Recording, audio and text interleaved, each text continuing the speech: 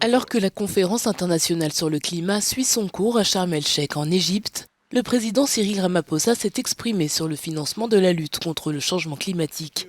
Le chef d'État sud-africain l'a décrit comme étant hors de portée pour les pays les plus touchés par la situation, à savoir les pays en développement. Les bailleurs de fonds proposant des politiques de prêt peu enclines à prendre des risques, onéreuses et assorties de nombreuses conditions.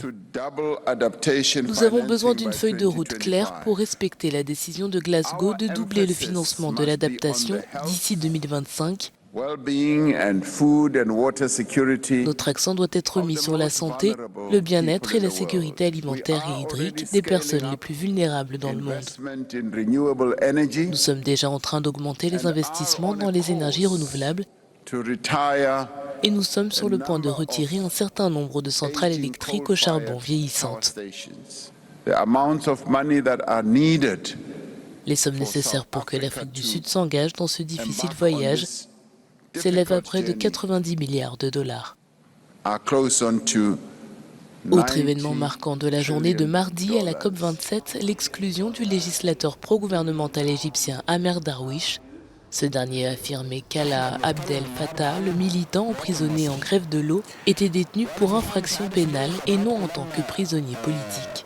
Ces propos qui ont été tenus lors de la conférence de presse menée par la sœur du militant ont poussé la sécurité des Nations Unies à l'escorter à l'extérieur.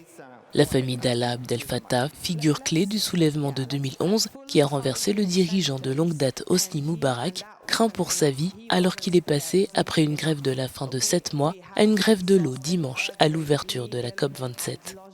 Je ne sais pas si après la COP, Alaa sera en vie ou non. J'ai confiance que le Premier ministre britannique fera de son mieux.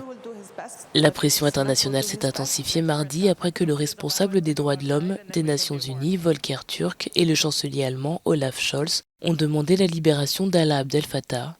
Ce dernier purge actuellement une peine de 5 ans d'emprisonnement pour diffusion de fausses nouvelles après avoir publié sur Facebook un article sur les brutalités policières en Égypte.